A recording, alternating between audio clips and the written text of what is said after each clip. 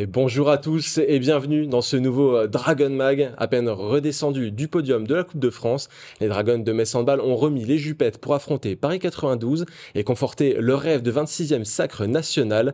C'est la saison dorée pour les jaunes et bleus et à défaut d'avoir une invitée en plateau, j'ai le plaisir de vous présenter le trophée Jean-Claude Thomas, du nom du sélectionneur de l'équipe de France de handball dans les années 60-70, qui récompense l'équipe vainqueur de la Coupe de France, autrement dit Metz Handball. Également sur le plateau, ils sont tout aussi brillants que ce magnifique trophée que vous venez de voir à l'écran. Ce sont mes chroniqueurs, à commencer par ma droite, Arthur Carmier de Let's Go Metz. Salut Mathieu, salut à tous. Alors tu as pris le magnifique trophée Jean-Claude Thomas, mais j'ai le plaisir d'être avec Dragonette pour cette émission. Je te la prête pour une émission. Aussi. Et face à toi, Thomas Lavaux de France Bleu. Salut Mathieu, bonjour tout le monde. Brillant grâce au maquillage et au projecteur. Ouais. La lumière nous éblouit, mais je vous rassure, vous allez être brillant pendant cette émission, c'est certain, puisqu'on va revenir sur la Coupe de France, sur le déplacement dans la salle du Paris 92, le dernier match de la saison aux arènes, ou encore, je vous proposerai un entretien avec Louise Winter-Burgard, mais chaque chose en son temps. On démarre avec la première mi-temps.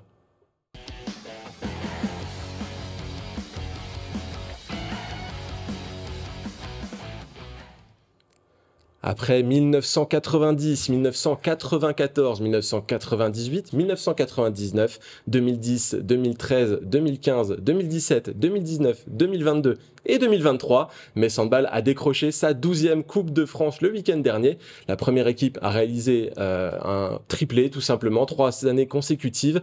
Les superlatifs ne manquent pas. Pourtant, n'en déplaise à ceux qui aiment banaliser les victoires, la victoire face à Dijon n'a pas été si simple que ça, Thomas.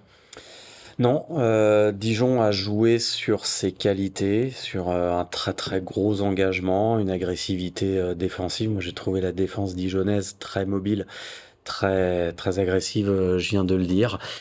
Mais voilà, Metz Handball avait les clés. Ce qui a été important, c'est que Metz Handball a pas laissé espérer. Dijon a été la première équipe à mener dans cette rencontre, mais ça n'a pas duré bien longtemps. Donc Metz n'a pas fait espérer en ça Dijon, a toujours su mettre l'intensité nécessaire pour pas non plus faire espérer trop Dijon, qui est resté au contact à peu près pendant les 2 tiers de la rencontre. Donc une rencontre bien maîtrisée, mais parce que Metz a mis les ingrédients pour cela. Il n'y a pas eu de relâchement, même si Louise Burgard n'était pas là. Donc une victoire bien maîtrisée, puis une victoire méritée à mon sens. Arthur, cette équipe de Dijon, elle a fait un gros travail collectif, pas vraiment d'individualité à mettre en avant. C'était vraiment un travail commun, notamment sur l'intensité défensive. Parfois, Metz Handball a peiné sur les matchs où il y avait beaucoup de contacts. Cette fois-ci, c'est passé et plutôt en bonne condition, mais pas de blessure, pas de mal à déplorer, mais c'était quand même physique par moment. Ouais, c'est ça. Bah, déjà, c'est le plus important qu'il n'y ait pas de pépins. Et forcément, sur un match, qui plus est sur une finale, la seule arme, si je puis dire, de cette JDA Dijon, c'était de mettre de l'impact, justement. J'ai un petit peu revu l'équipe de Dijon qui avait causé des soucis à Metz Handball en championnat à domicile, parce que si on se souvient de la rencontre aux arènes en début de saison, ça avait tourné à la démonstration. Et cette équipe dijonnaise a vraiment progressé cette saison. La finale de Coupe de France, c'était, je pense, pour elle une récompense de leur superbe parcours dans cette édition, avec notamment l'élimination des Neptunes de Nantes en demi-finale. Et pendant une mi-temps, j'ai pas vraiment douté, parce qu'on connaît la force et la qualité de Metz Handball pour faire la différence physiquement, notamment sur les deuxièmes mi-temps, très souvent aux alentours de la 40e minute. J'ai l'impression qu'on dit un peu toujours la même chose. Donc c'est que cette équipe, elle maîtrise et elle sait ce qu'elle fait. Mais j'ai quand même un petit peu tiqué à la pause quand j'ai vu 15-14 avec cette équipe de Dijon qui était revenue à un seul but de Metz Handball. Au final, la supériorité messine sur le papier s'est faite ressentir au score final. Malgré l'absence de Louise Winter-Burgard, qui a été remplacée par ses coéquipières, bien sûr. Il y avait Delia Golvet sur la feuille de match. On a peut-être un petit peu eu un petit frisson en se disant, tiens, Anne Hansen a pris 2 fois 2 minutes très tôt dans la partie. Ça a peut-être un petit peu commencé à tirer sur les rotations. Finalement, le banc est plutôt solide à Metz, Thomas. Oui, le banc est solide. Il y a eu un apport du banc. C'est vrai que Metz rentre à la mi-temps avec juste +1, Ouais. alors qu'il y a des balles de +5, je crois vers la 20e. Admete Hansen, en plus ces 2 minutes, elle les prend Coup sur Coup coup. sur coup, à peine rentrée de la première, elle prend la deuxième. Mais c'est vrai que à l'usure, Metz Handball, sans avoir non plus on va dire, un apport des rotations très important. Ouais. Emma Jacques n'a pas forcément été vraiment en réussite Mhm. dans cette finale de Coupe de France. Je crois qu'elle fait 2 sur 6, il me semble, de mémoire. Mais l'apport des entrants a été très clairement décisif. On sait que le banc du Metz Handball peut permettre de garantir euh, une qualité de jeu sinon équivalente, du moins non plus pas trop éloignée des standards de cette équipe. Il y a une utilisation aussi des temps morts à bon escient, et c'est pas forcément ce qu'avait Dijon. Dijon a une de ses joueuses, je crois qu'il y a 6 sur 8 à la mi-temps. Cette joueuse-là, j'ai un trou là, son nom m'échappe, mais cette joueuse-là n'a pas marqué une seule fois en deuxième mi-temps, et toute son équipe n'a marqué d'ailleurs que À l'image de l'équipe, effectivement. voilà, toute son équipe n'a marqué que 6 buts en seconde période. C'est bien la preuve que, voilà, avec des rotations peut-être pas constantes non plus, mais une bonne utilisation du coaching, plus tous les apports habituels, le physique, l'aspect tactique, etc. Sur la durée, sur 60 minutes, pour des équipes qui affrontent Metz, comme celle de Dijon, qui méritent totalement leur place, il n'y a pas de souci, mais 60 minutes, c'est peut-être un peu beaucoup. En tout cas, je vous propose d'écouter un extrait de la réaction d'Emmanuel Mayonnaise après le match. Ne vous laissez pas trop distraire par le spectacle entre Grégory Muller et Chloé Valentino en arrière-plan. On les salue d'ailleurs, c'est au premier plan que ça se passe, regardez. Ça y est, Manu, la première marche est franchie. Oui, c'est sûr. Elle était dure. Elle était dure, clairement. Contrairement à ce que peut-être les gens avaient envie de penser au départ. On avait été malmenés par cette équipe-là il y a un peu plus d'un mois. Depuis, elles étaient sur une dynamique excellente, avec notamment la qualification en demi-finale contre Nantes. Notre première mi-temps, elle est un peu hachée, à l'image de ce qu'on avait vécu là-bas. À la différence près, c'est que on a été à -5 en championnat il y a quelques temps. On a toujours fait la course en tête, indépendamment d'un mauvais début de match. On a su faire preuve encore un peu, je pense, de caractère et puis laisser le rythme qu'on souhaitait installer à la rencontre se mettre en place progressivement. On prend beaucoup de buts en première, 5 ou 6 peut-être en deuxième, je crois.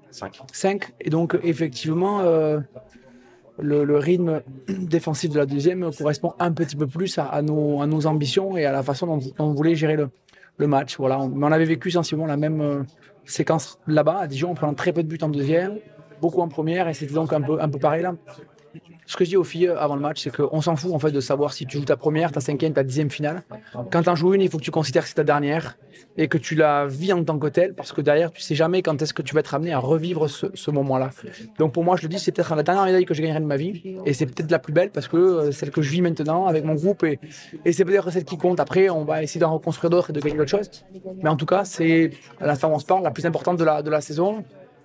L'assurance de ne pas faire une saison blanche, mais bon, à chaque fois on ne dit pas bon, pourvu que je ne fasse pas une saison blanche, mais en tout cas, on rentre à minima avec quelque chose à la maison, en espérant plus, mieux. Mais voilà, donc pour moi, c'est un trophée qui est très très important. On ne galvaude rien. Je l'ai dit aux filles, hein. Dijon peut peut-être rentrer dans son histoire en gagnant une première Coupe de France. Nous, on peut rentrer dans la nôtre parce que je crois que Metz n'avait jamais gagné 3 fois d'affilée la Coupe de France, parce que c'était le premier de Chloé à soulever en tant que capitaine, parce que Christina et Tadou doivent partir sur une deuxième consécutive, que Chloé et Sarah font 3 d'affilée, que Jazz fait sa première, que Lucie fait sa première, Almeteux, Alina, Zaliata, Mia, Delia. C'est des choses qui comptent aussi dans une vie professionnelle, donc c'était important de rendre concret notre engagement au quotidien. Et c'est peut-être aussi ça la force d'Emmanuel Mayonnaise, c'est un beau travail, mais il ne perd jamais de vue les raisons de ce travail. Pour toute une partie de l'effectif, c'était le premier trophée en carrière, en tout cas en club. Un sentiment bien transposé par Lucie Granier, comme par Atadou Sako, avec des sentiments un tout petit peu différents. On les écoute. Je suis très honorée, je suis très heureuse. Voilà, on s'entraîne tous les jours très très difficilement pour ça, pour gagner des titres. Et puis voilà, c'est le premier en club pour moi, et je suis super heureuse d'être avec Metz Handball et d'avoir ce titre-là. C'est pour toi aussi ? Ouais, Tadou, elle est comment cette médaille ? Elle est géniale. Franchement, ça fait toujours autant plaisir de gagner des médailles. Je me rappelle d'Amandine qui dit qu'on doit jamais prendre l'habitude de gagner des médailles parce que finalement, on ne sait pas quand est-ce qu'on en regagnera. Et voilà, on est allé la chercher celle-là. C'est beaucoup de travail, c'est beaucoup d'engagement, c'est C'est des fois des moments compliqués à passer, des moments de joie aussi, mais voilà, elle est que belle cette médaille parce qu'en fait, c'est aussi la récompense de tout ce qu'on fait tout le long de la saison. C'est tout l'engagement qu'on met, tout l'envie qu'on met, toute la discipline et le travail. Donc voilà, je suis très très contente ce soir. Je suis aussi très contente pour les étrangères et les filles qui sont arrivées à Messambal cette année, qui décrochent leur première Coupe de France. Est prise un petit peu en étau entre cette victoire en Coupe de France, mais aussi le championnat et le Final Four à préparer. Les joueuses n'ont pas pu totalement fêter à 100%, en tout cas pas hors du raisonnable, cette médaille, ce trophée de Coupe de France. Mais le public, par contre, il a pu le faire, Arthur. On a vu un groupe Cop Messin qui a pu vraiment se livrer à cœur joie durant la rencontre, avec une belle opposition en face, avec un joli groupe de Dijon. Ça a mis une très très belle ambiance dans cette Coupe de France, et eux, ils ont pu la fêter. Ouais, c'est ça. C'est toujours un rendez-vous fabuleux, même si c'était un petit peu différent cette année. C'était pas Bercy. C'est un peu le peuple jaune qui monte à Paris pour aller voir un sacre annoncé peut-être. Alors il faut jamais dire que c'est annoncé. On entendait des discours, notamment à Tadou Sakho et Manu Mayonade sur le fait que c'est peut-être la dernière médaille parce qu'on ne sait pas de quoi demain est fait. C'est peut-être ça aussi la force de ce club. Et le public, quand il sent ça, quand il voit cette équipe, forcément, il a envie de savourer aussi pleinement chaque événement en tant que tel. Parce que avant le Final Four, avant le potentiel 26e titre, il y avait cette Coupe de France qui était vraiment importante.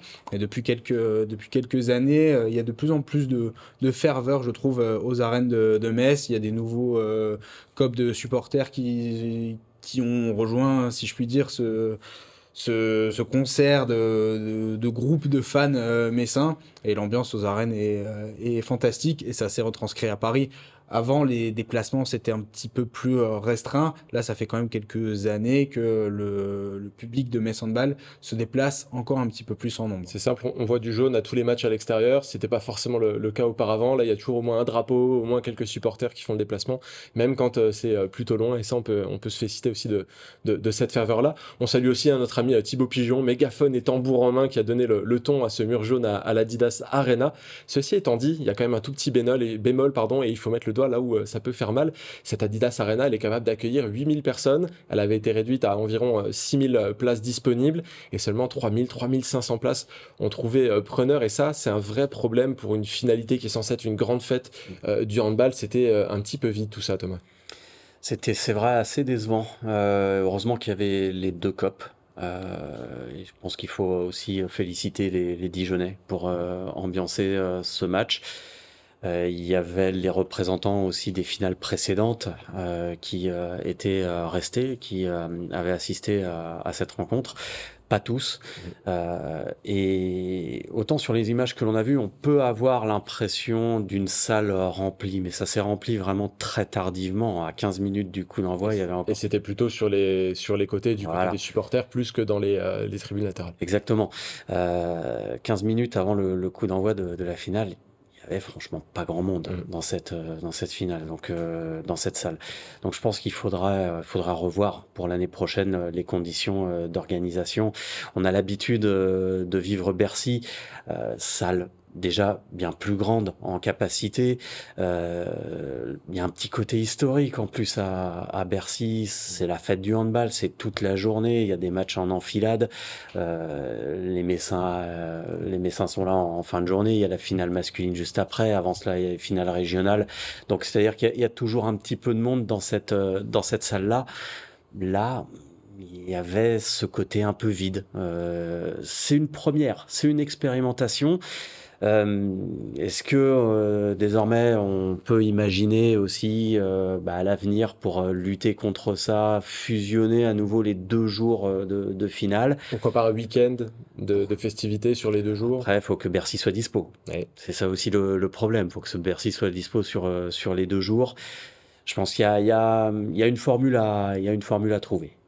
C'était une première, c'était une expérimentation. Elle n'a pas donné satisfaction.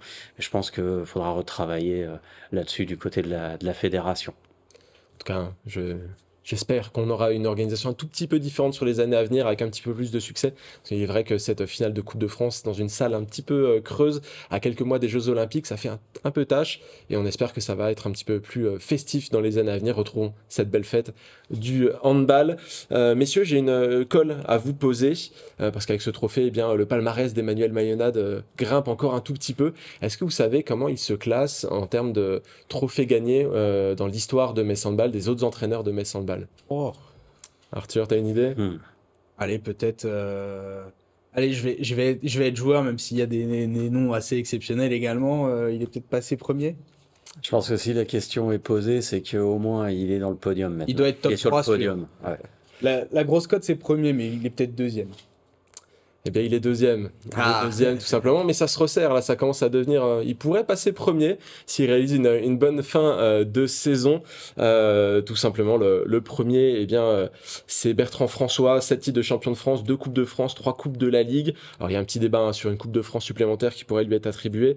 Mais en juin 2010, eh bien, c'est Dragan Mastorovic qui l'avait remplacé à la tête de l'équipe et qui avait mené l'équipe à une nouvelle Coupe de France. Donc, j'ai choisi de ne lui accorder que 12 titres au lieu de 13 qu'on peut retrouver parfois sur Internet, ce qui veut dire qu'Emmanuel Mayonade, qui en a 11, eh bien, pourrait, si jamais il remporte tout ce qui lui reste à gagner cette saison, devenir le coach le plus titré de l'histoire de Metz Handball, ce qui en dit long sur son importance dans cette histoire de Metz Handball, Emmanuel Mayonade. Et ça fait déjà quelques saisons qu'il est là, mais ce palmarès, on ne lui enlèvera jamais. Qu'est-ce que ça vous évoque, tout ça? La récompense d'un travail bien mené, parce que c'est pas qu'une question handballistique non plus. Bien sûr, on parle d'un des meilleurs entraîneurs, du meilleur entraîneur français chez les dames, mais quand on arrive à un tel niveau, c'est aussi une question de gestion humaine. C'est pas que du handball. Et finalement, avoir autant de trophées j'allais dire en si peu d'années, il est quand même là depuis assez longtemps. Quasiment 10 ans. Voilà. Ça fait 8 saisons là pour Emmanuel Mayonade et pour ce qui était de Bertrand François, il est resté 10 saisons. Ouais. Donc avoir autant de trophées, avoir su également redémarrer après des saisons blanches 2021, hein, il n'y a pas de trophées. Et derrière, depuis, Metz Handball est quasiment inarrêtable. Moi, c'est ça aussi. Hein, finalement, pour apprécier un palmarès, faut voir aussi les périodes traversées. Et il y a eu des périodes un petit peu plus creuses qui ont peut-être servi aussi de terreau au trophée que l'on peut voir aujourd'hui et que Metz Handball peut célébrer aujourd'hui. Ce qui est formidable aussi, c'est qu'on a le sentiment que il a réussi à changer une culture qui était déjà très tournée vers la gagne. Il a réussi à amener encore un truc supplémentaire, Emmanuel Mayonade, qui fait que ce club est dans une détestation absolue de la défaite. Il y a une exigence absolument folle. On entend toutes les joueuses parler de travail à chaque fois. Bah, c'est pas fin. Le club de Metz Handball travaille beaucoup. Et Emmanuel Mayonade, c'est un petit peu l'entraîneur qui a fait passer le club dans le rang des grands clubs européens, malgré les histoires de budget, etc. Il y a de ça 10 ans, quand Metz Handball faisait un quart de finale de Ligue des Champions, c'était exceptionnel. Là, on rêve de gagner la Ligue des Champions. C'est l'image un petit peu du club qui a passé un cap. Alors, on ne trompe pas non plus, hein, les chiffres sont les chiffres, mais il y a aussi eu de grands bâtisseurs dans ce club. On a aussi vu Olivier Crumbles, qui est troisième sur ce palmarès, qui a également apporté beaucoup au Metz Handball et aussi au handball français. Il y en a eu d'autres, parfois des périodes sans trophée où Metz Handball était dans la difficulté financière également, où c'était pas facile et qui ne se retrouve pas sur ce podium, c'est évident. Mais Metz Handball est un des clubs les plus riches historiquement du handball français, du sport français d'une manière générale. C'était aussi important de le rappeler. En tout cas, ça clôt notre première partie d'émission. On va se retrouver dans quelques instants pour parler bien du championnat qui arrive à son terme. Pourquoi pas un nouveau trophée sur notre plateau. Il reste encore un peu de place. Ne quittez pas, on revient.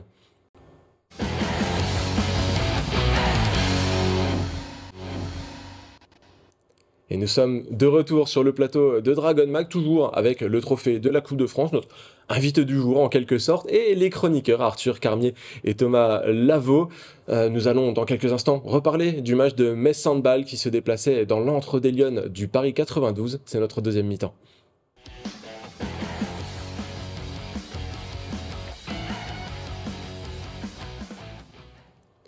Il s'agissait du dernier match à l'extérieur de cette saison en championnat.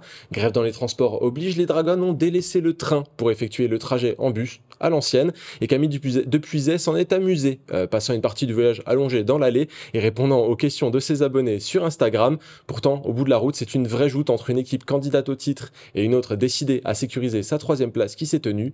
Une soirée racontée par notre envoyé spécial, Baptiste Deveau. Regardez. 40 buts, un match pleinement maîtrisé et une première place au classement confortée. Le contrat est pleinement rempli pour les Messines après leur dernier déplacement de la saison en championnat à Paris. On a mis beaucoup de discipline, on avait envie d'être très très rigoureux dans plein de choses. Mais en tout cas, on a fait le match qu'il fallait pour s'imposer. Le début du premier acte est accroché entre les deux formations qui se rendent coup pour coup. Mais au fil des minutes, les Messines vont mettre plus de rythme et profiter des espaces dans la défense parisienne pour creuser l'écart, grâce aux incontournables Chloé Valentini et Christina Jorgensen. Le temps faible passé, les Lyonnes tentent de recoller et de faire douter les Messines. Camilla Misiewicz et Méline Nokandi permettent à Paris de ne pas se laisser décrocher. Mais en fin de première période, Metz Handball va faire parler sa supériorité et rejoindre les vestiaires avec une avance confortable de 7 buts. On savait que ça allait être difficile. C'est une équipe qui met beaucoup d'agressivité, qui sort beaucoup en défense. Donc on se devait de commencer très bien le match et je crois que c'est ce qu'on a fait. Après la pause, les Parisiennes affichent de meilleures intentions. Solides en défense, plus réalistes en attaque, les joueuses de Yacine Messaoudi vont faire déjouer Metz pendant 7 minutes et revenir à 3 buts. Mais face à cette situation, Emmanuelle Mayonade remontée va remettre les Messines dans le droit chemin. Un coup de gueule salutaire pour les Dragons qui vont rapidement asseoir leur domination et recréer un écart conséquent, bien aidés par les parades de Camille Dupuiset et les actions tranchantes de Sarah Bouktit. Je comprends pas pourquoi on déjoue sur presque 10 minutes quoi. Et donc ça m'énerve. Et puis même notre rythme d'attaque est pas bon, on court à travers, on dribble, on saute, on fait des passes. Enfin il y a plus de sens à ce qu'on propose quoi. Et donc effectivement il fallait juste se remettre les idées en place. Dans les dernières minutes, Metz Handball va dérouler son jeu face à des Parisiennes amorphes. Score final 40-25. Avec cette victoire, les Dragons confortent leur première place au championnat devant Brest, tombeur de Chambray, et se dirigent tout droit vers un 26e titre de championne de France. Ce match entre deux équipes qui, pour une, veut attraper le titre et l'autre être sur le podium n'était pas anodin. Et à titre personnel, j'ai tendance à penser que le score final ne reflète pas tout à fait la joute qui a pris place. Mais peut-être qu'Arthur n'est pas tout à fait d'accord. Je pense que je vais être à moitié d'accord et à moitié en désaccord, Mathieu. C'est mon petit côté suisse, voire normand, c'est selon. Je pense quand même que Metz Handball a été au-dessus du lot offensivement sur cette rencontre. Et le seul trou d'air dans ce match, c'est ces 10 minutes dont parlait Emmanuelle Mayonade. Paris est revenu à 3 unités, si mes souvenirs sont exacts. Sinon, la prestation de Metz Handball est quand même assez aboutie. Face au 3e du championnat, c'est quand même relativement solide, selon moi.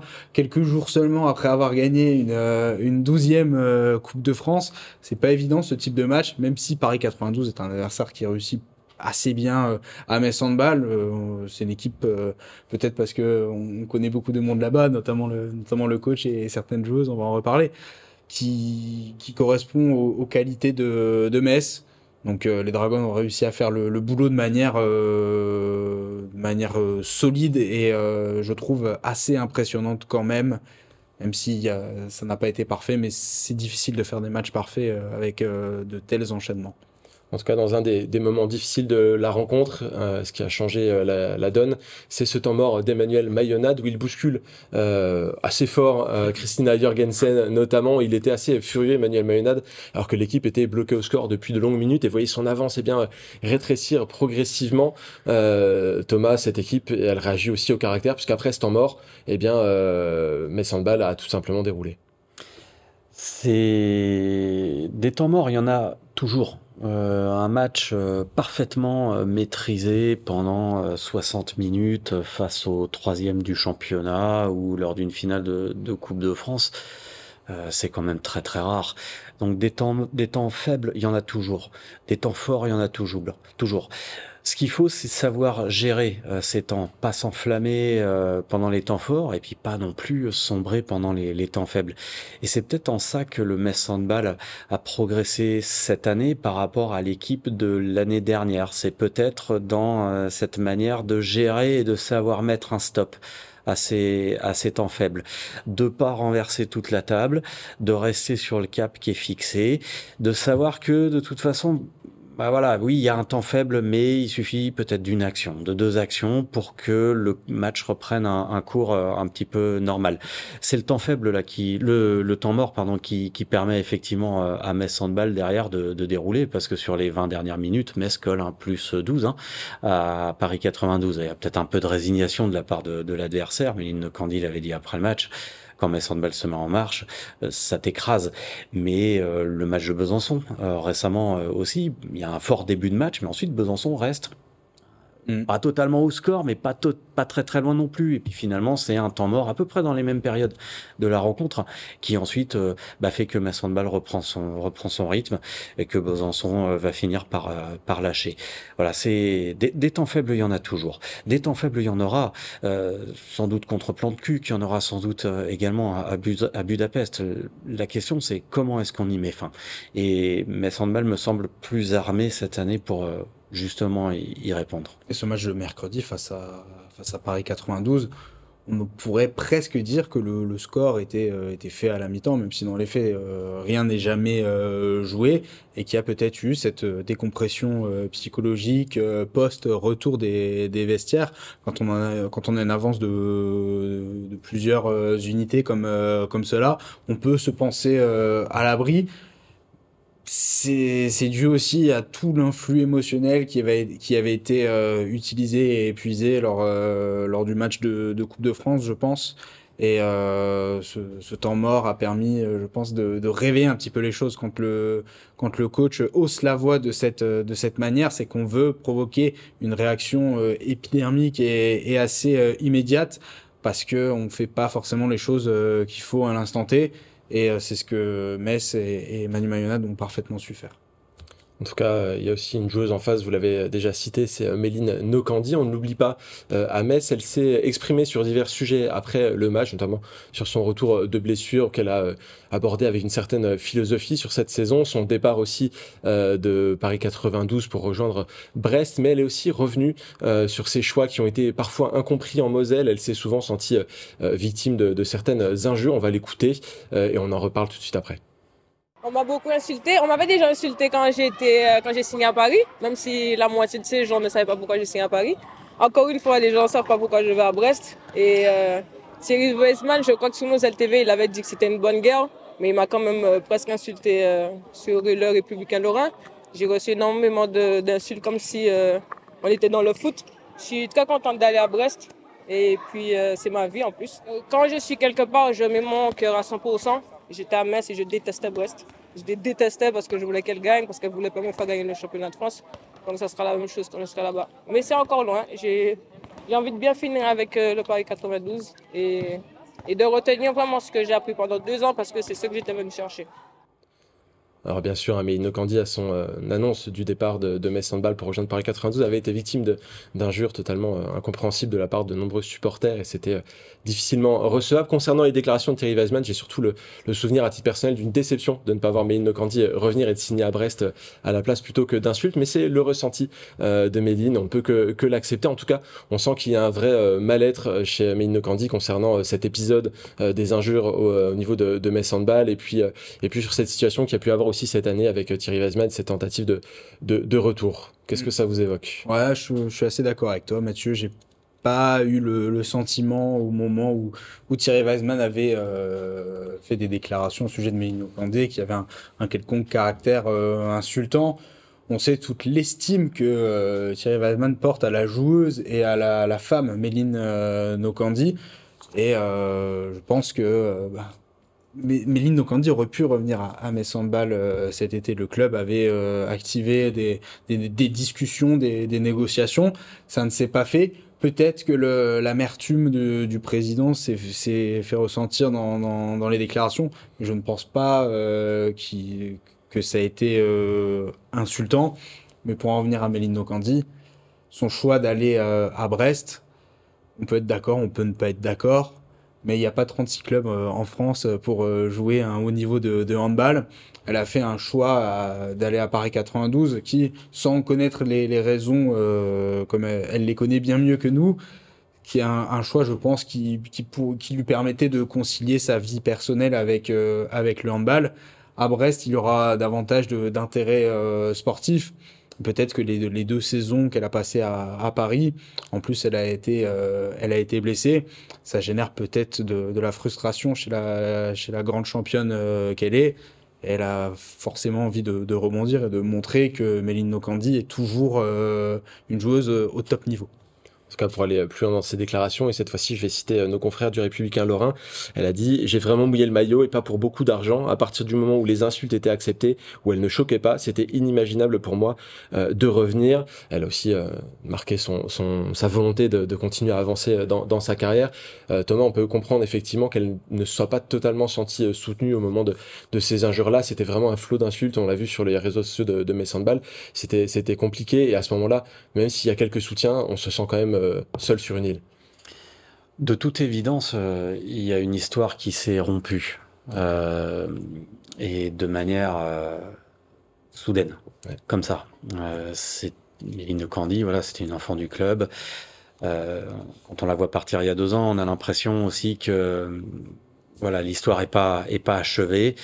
Le fait de partir à Paris, qui était un projet séduisant, mais peut-être pas aussi costaud que celui de Metz, a créé de l'incompréhension.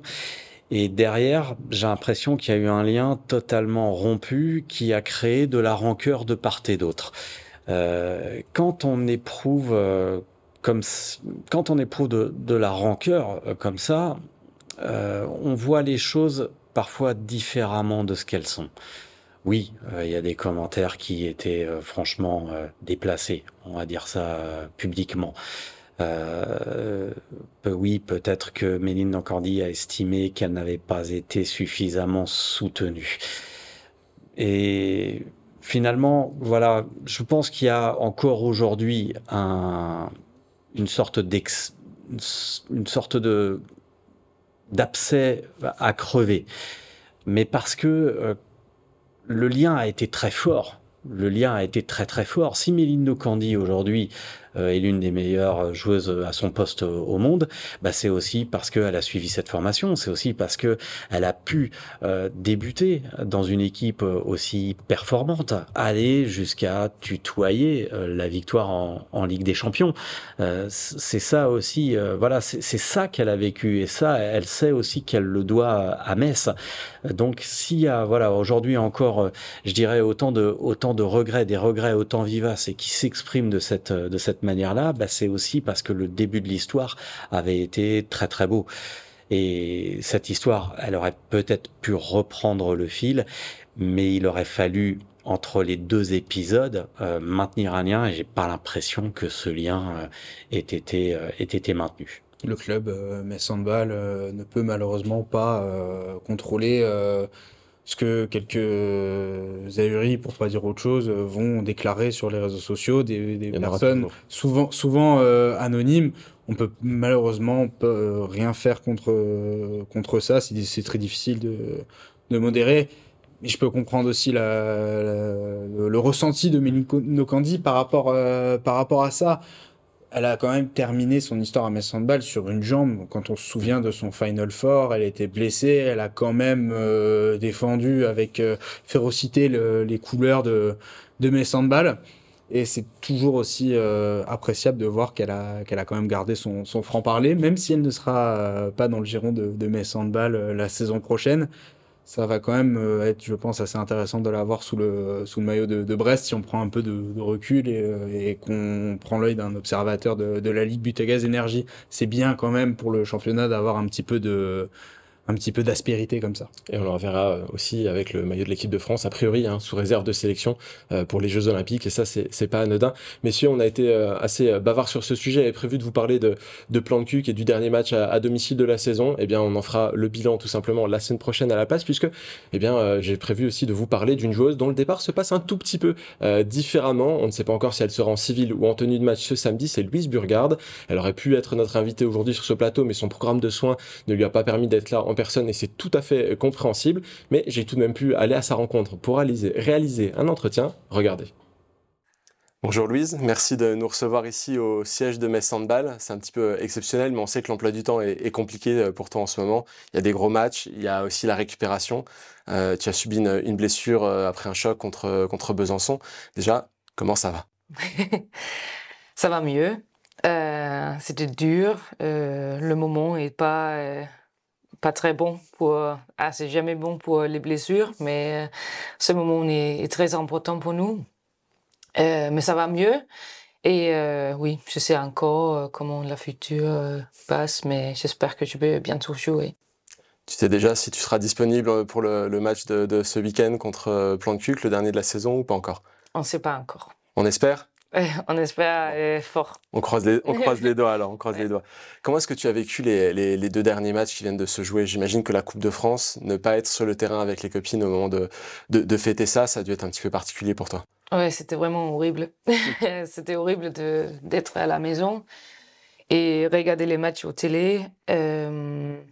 Ouais, une joueuse par cœur et tu veux rester avec ton équipe, ça a l'air trop bizarre de pas être là, vraiment. Mais je suis très heureuse que les filles ont bien joué et gagné le titre. Et ouais, heureusement, il y a encore des titres à gagner. J'imagine qu'il y a de la fierté quand même. Ce titre, il est aussi pour toi. Elles l'ont pas soulevé seulement pour elles l'ont aussi soulevé avec toi, parce que tu as fait partie aussi de toute la saison qui a permis d'aller le soulever. Donc tu dois être fier aussi un petit peu. Oui, bien sûr, mais c'est pas pareil quand tu es pas là. Mais bien sûr, les filles m'ont ramené la médaille et oui, ça m'a fait plaisir. Alors on l'a dit, on ne sait pas encore si tu joueras contre Plantuc ou pas. Quoi qu'il en soit, ça va être aussi le dernier match aux arènes. Tu seras là cette fois-ci, Oui. même si c'est en tribune, tu seras là pour le fêter. Comment est-ce que tu le vois ce dernier match? Oh, c'est bien sûr, c'est avec beaucoup d'émotions et ouais, je suis triste mais en même temps heureuse et j'ai juste hâte de voir tous les supporters, mon équipe, le staff et tout. Et bien sûr, c'est dans ma tête que c'est le dernier match, mais l'objectif est de gagner le championnat. Et c'est aussi un match comme des autres. C'est un match qu'il faut préparer ouais, c'est ça le focus. Mais bien sûr, ça va être très bizarre. Ce championnat, il n'a pas été simple cette saison, ça a été difficile, surtout depuis début janvier avec la défaite contre Brest où vous avez dû vraiment y mettre les bouchées doubles pour réussir. Ce serait vraiment aussi quelque chose d'important de réussir à soulever ce trophée à la fin. Oui, bien sûr, de finir ici avec trois championnats consécutifs, ça peut être quelque chose d'extraordinaire. Et 26 titres pour le club, c'est aussi quelque chose... Waouh! Mais oui, le championnat, cette saison était très très dure. Il y a beaucoup d'équipes qui ont évolué, je pense. Et ouais, il faut gagner ce match. À la fin, on sait que Metz Handball, c'est dire au revoir à ses joueuses. Tu l'as vécu plusieurs fois pour les autres. Est-ce que tu es prête pour que ce soit ton tour? Pas du tout, pas du tout. Ouais, on verra. Mes parents viennent et pour aussi faire partie de cette aventure. Et oui, il va avoir des larmes, je suis sûre. Avant les larmes, ce sera pas tout à fait la fin. Il y aura encore le Final Four à jouer dans une semaine. Et ça aussi, c'est quelque chose d'important. Donc, il ne faudra pas pleurer de trop. Il faudra tout de suite travailler. Ce Final Four, comment est-ce que tu le vois? Tu y as déjà participé en 2022. C'était déjà une superbe expérience. Comment est-ce que tu vois cette édition? Oh, j'ai trop hâte, vraiment. Et c'est aussi, bien sûr, je suis triste que je suis blessée maintenant et je fais tout ce qu'il faut chaque jour pour revenir sur le terrain. Bien sûr pour le match samedi, mais bien sûr aussi pour le Final Four parce que c'est la plus grande chose pour une joueuse, vraiment. Et j'ai trop hâte de faire mieux ce qu'on a fait la dernière fois. Qu'est-ce que tu en retiens justement de cette édition en 2022 où vous aviez fait troisième? C'était déjà une grande fête de finir troisième, c'était le meilleur résultat de l'histoire du club. J'imagine que vous avez envie de faire mieux, mais qu'est-ce que tu retiens de 2022? Je me souviens que ça a passé très très très vite, vraiment. C'était 24 heures samedi et dimanche qui étaient, oui, c'était vraiment comme ça. Et oui, on va bien préparer le demi-finale. Après, c'est juste la récupération et tout qu'il faut pour jouer le final ou le bronze final. Mais oui, je vais essayer de profiter un peu plus. J'espère que mon corps aussi va me laisser juste penser au handball et pas à des blessures. En demi-finale, vous allez jouer contre Bietigheim. Qu'est-ce que tu penses de cette équipe? On a eu des difficultés. Chaque fois, on a joué contre eux. On a joué contre eux dans la reprise et c'était dur. C'est une équipe qui a joué ensemble depuis quelques années et beaucoup d'expérience, des joueuses internationaux et oui, c'est vraiment, bien sûr, c'est le Final Four, c'est le top 4 du monde presque et mais oui, SPA et GUA aussi, c'est des top équipes. À Bietigheim, vous allez aussi retrouver Xenia Smith. Toi, tu l'as connue à Metz Handball, elle était là sur ta première saison ici. Qu'est-ce que tu penses de te retrouver face à cette joueuse-là aussi? C'est une très forte défenseur, on la connaît très bien. Ouais. Alors, je pense qu'elle est une joueuse magnifique, vraiment. Elle est complète, elle peut faire tout, elle défend bien, elle attaque bien, elle fait des bons duels, et elle est aussi une très bonne personne. Et oui, je pense qu'elle a toutes les qualités qu'il faut pour être une des meilleures joueuses dans le monde. Alors la saison, on l'a dit, elle n'a pas été facile. Il s'est passé énormément de choses. Qu'est-ce que tu retiens? Une grande victoire, peut-être une défaite, quelque chose qui t'a le plus marqué cette saison? Même si, allez, on va le dire, le meilleur est encore à venir avec peut-être les trophées à soulever, mais qu'est-ce que pour l'instant tu as envie de retenir de cette saison? La première image qui est dans ma tête, c'est la victoire contre Bucarest à domicile, quand on était sûr qu'on va aller au Final Four. Un grand soulagement Ouais, vraiment. Et j'étais trop nerveuse et ouais, j'étais très stressée avant le match. Et oui, le soulagement et la fête et tout après. Mais après, on a aussi eu le match contre Brest. Après. Les choses vont très vite. Oui, c'est ça. Comme une joueuse, tu peux jamais, tu dois fermer la porte très vite de toutes les victoires et des défaites.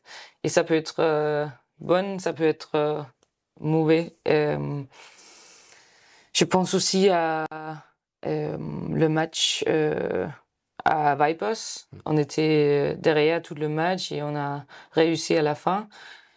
Dijon, où on a joué à Dijon, et c'était très dur pendant 50 minutes et à la fin on a gagné. Je pense que cette saison on a vraiment montré le collectif et que même si on joue mal, on reste fort dans notre tête, nos têtes. Et oui, je crois vraiment à des choses qu'on peut faire pour cette fin de la saison. C'est sûr, cette équipe, elle a beaucoup de caractère et elle sait renverser les situations. Alors tu l'as dit, les choses vont très vite quand on est une joueuse. Et ce qui arrive très vite aussi, c'est les Jeux Olympiques que tu vas disputer. Tu as envie de briller avec le Danemark. C'est aussi un de tes rêves de joueuse que de réussir un bon résultat là-bas. Oui, bien sûr.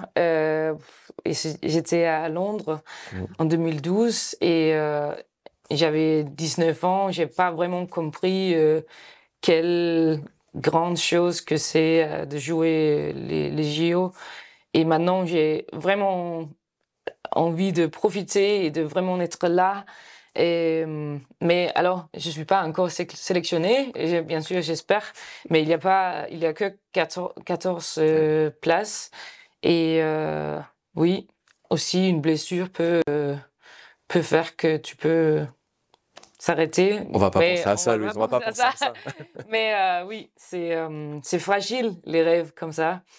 Mais je crois en nous et oui, je pense qu'on a des belles chances pour gagner. Mais bien sûr, ça va être dur contre la France, Attention à la France, la Norvège et tout. Ouais. Bon, en tout cas, c'est peut-être une des dernières fois qu'on te voit dans l'émission Dragon Mag. Est-ce que tu aurais un message peut-être à passer à la caméra pour nos spectateurs et les supporters également? Oui. Il n'y a qu'un mot à dire, c'est merci. Moi, j'ai profité de mon aventure ici à Metz. C'était pas toujours facile. Il y avait aussi des expériences très difficiles, mais ça reste quand même le meilleur temps de ma vie ici. J'ai vraiment profité de mon temps aux arènes avec vous et dans Dragon Mag aussi. Et tous les supporters et les Messins et Messines vont rester dans mon cœur toute ma vie. Vous êtes merveilleux, vraiment. Et on se voit dans la future, je suis sûre. Peut-être je suis dans notre maillot les couleurs jaune et bleu. Mais oui, j'ai hâte de vous revoir encore. Alors, merci beaucoup. C'est mon tour, Louise, de te dire merci aussi au nom de toute l'équipe de Moselle TV pour t'avoir accueilli dans Dragon Mag de nombreuses fois. C'est un vrai plaisir et on espère bien sûr te retrouver aux arènes tôt ou tard avec ta nouvelle équipe. Mais avant ça, le meilleur pour la fin de saison, bien sûr. On veut voir de nombreux trophées à Metz. Merci beaucoup. C'était un grand plaisir.